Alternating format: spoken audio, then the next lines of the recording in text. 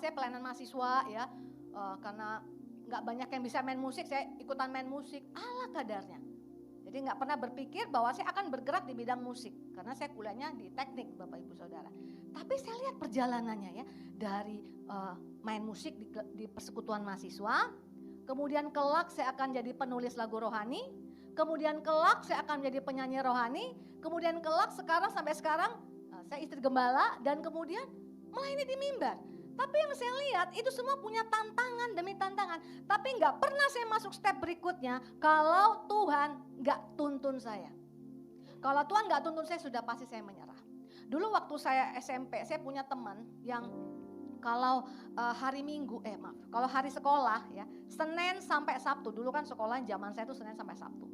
Dia itu kalau orang lain kan pelajaran baru ngantuk ya. Dia dari baru datang, naruh tas, udah tidur di meja. Saya bingung, kok kamu ngantuk mulu ya? Orang pagi-pagi masih seger, masih mau bercengkerama dengan teman-teman, kamu udah tiduran gitu sampai mulai kelas gitu ya.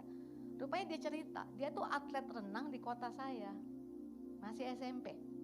Kenapa dia ngantuk? Karena every day, setiap hari, jam 4 pagi harus sudah ada di kolam renang.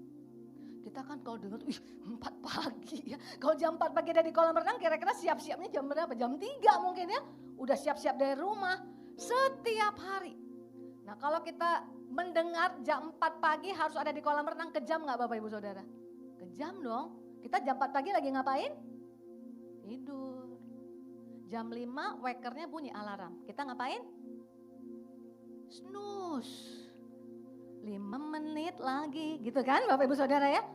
Kita masih enak-enak tidur, dia sudah ada di kolam renang. Pelatihnya gak kejam, kalau terlambat sit up, kalau terlambat dapat hukuman. Jadi daripada dihukum mendingan on time gitu ya. Artinya karena pelatihnya tahu kalau kamu gak latihan, kamu gak mungkin menang.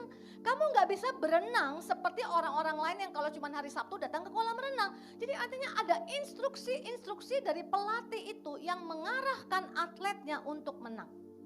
Semua pertandingan besar tuh pasti punya pelatih. Karena pelatih itu visinya apa? Memenangkan pertandingan. Ya, suami saya itu suka nonton sepak bolanya Amerika ya. Yang bentur-benturan itu loh Bapak Ibu Saudara, yang ngeri. Kalau kita ngeliatnya tuh aduh serem banget gitu ya. Yang ada Tom Brady yang gitu-gitu gitu ya. Itu saya baru tahu ternyata ada ketua pelatih, ada pelatih teknik, ada pelatih strategi itu ya di bawah-bawah pelatihnya. Begitu pentingnya pelatih sampai pelatih itu detail. Ya, pelatih yang menganalisa, pelatih supaya apa? Supaya kalau hari ini kalah kamu kemudian akan menang. Jadi artinya visi pelatih itu adalah menang. Coba kita lihat dari kitab Yeremia yang mengilustrasikan tentang pertandingan supaya kita semakin mengerti bahwa hati pelatih itu mau kita menang dan kita naik next level. Seperti lagu kita tadi ya, higher, higher, higher. Kita lihat God's vision, coach vision ya, visinya daripada coach itu di Yeremia pasal 12. Judul perikopnya udah gak enak. Keluhan Yeremia dan jawab Allah. Jadi atletnya ngeluh nih Bapak Ibu Saudara ya. Ayat 5 berkata, jika engkau telah berlari dengan orang berjalan kaki. Bayangkan Bapak Ibu Saudara, kalau kita lomba ya, perlombaan ini ya, sparring partner kita jalan kaki, kita lari. Kira-kira gampang menang gak? Dibayangkan Bapak Ibu Saudara, jangan melotot lihat saya, dibayangkan. Ada orang kita lari, tapi lawan kita semua jalan kaki. Kira-kira gampang menang gak? Ya gampang lah Bapak Ibu Saudara. Karena lari dengan jalan kaki itu kecepatannya beda. Ya kan? Orang jalan kaki itu gak akan mungkin menang melawan orang yang berlari. Jadi dan ini pertandingan yang gampang.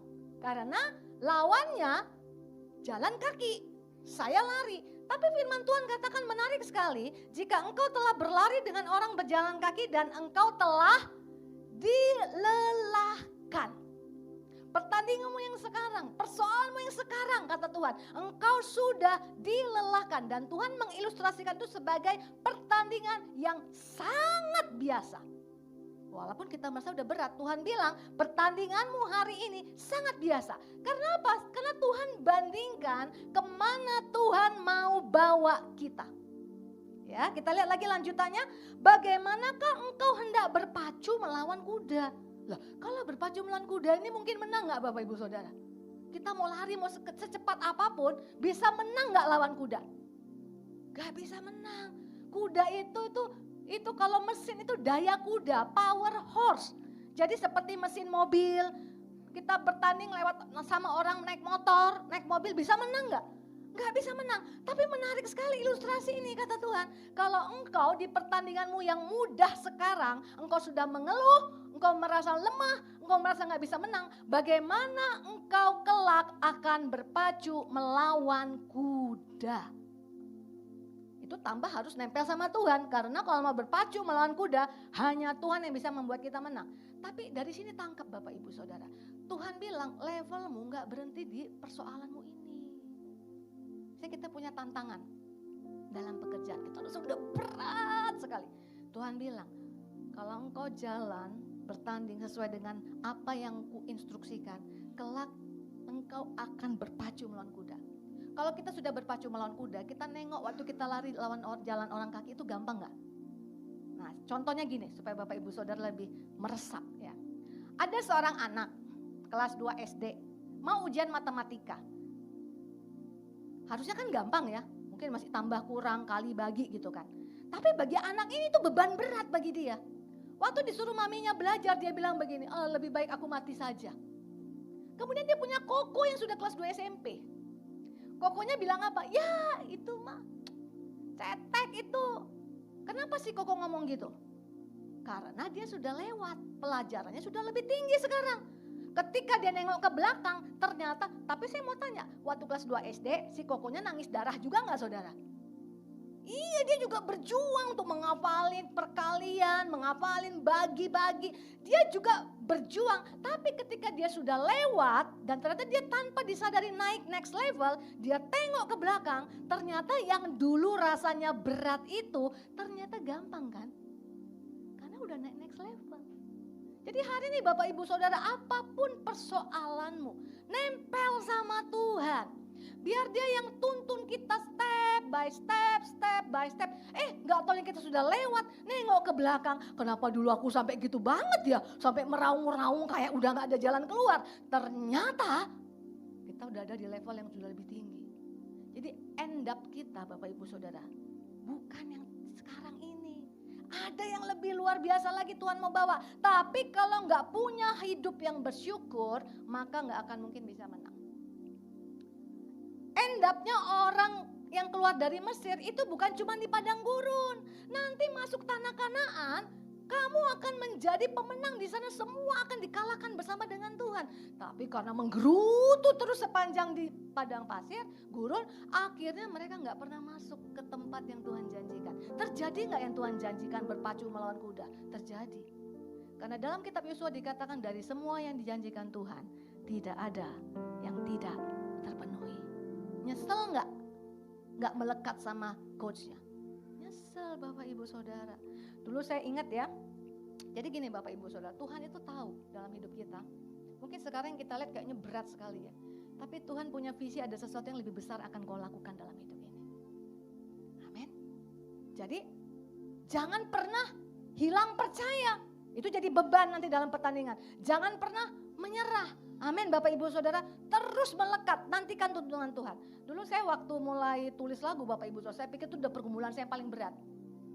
Karena apa? Setiap kali menyodorkan ke orang yang dulu kan mesti lewat itu ya, publisher, lewat orang yang membuat kaset, album, baru kita bisa kasih lagu kita. Nah tapi apa yang terjadi Bapak Ibu Saudaraku? Yang terjadi adalah saya tuh selalu ditolak. Dan sampai satu titik tuh rasanya udah mau menyerah. Tapi Tuhan yang coach itu loh, selama nempel sama Tuhan, Tuhan tuh akan pakai segala cara untuk ngomong sama kita.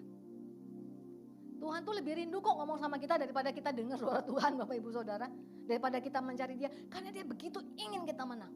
Saya ingat sekali pada waktu itu saya bilang, tuh buat apa Tuhan tulis lagu? Kalau zaman sekarang kan enak ya, nggak ada yang mau ngerekam juga upload aja lah di YouTube, di Instagram Story, di Reels kan. Ya mau nggak ada yang dengar silahkan lah, pokoknya sudah ku upload kan gitu Bapak Ibu Saudara. Kalau dulu nggak ada media internet, jadi kalau nggak ada orang yang membawa lagu kita, ada penyanyi yang menyanyikan itu, nggak mungkin akan orang lain bisa dengar. Tapi Tuhan ngomong gini sama saya, coach saya itu, Julita, kamu sudah mau menyerah? Gak mau tulis lagu rohani, karena panggilan Tuhan waktu itu penulis lagu rohani Bapak Ibu Saudara. Kalau yang dengar cuman aku, kau kasih ke semua publisher yang mencetak lagu-lagu album rohani, semua menolak. Tapi ketika engkau persembahkan buat aku dengar. Apakah kau tidak mau menulis lagu buat aku? Ketika Tuhan ngomong itu quote saya. Ngomong, tujuanmu apa tulis lagu? Supaya jadi berkat Tuhan. Tapi tujuan yang terutama adalah menyenangkan hatiku. Apakah engkau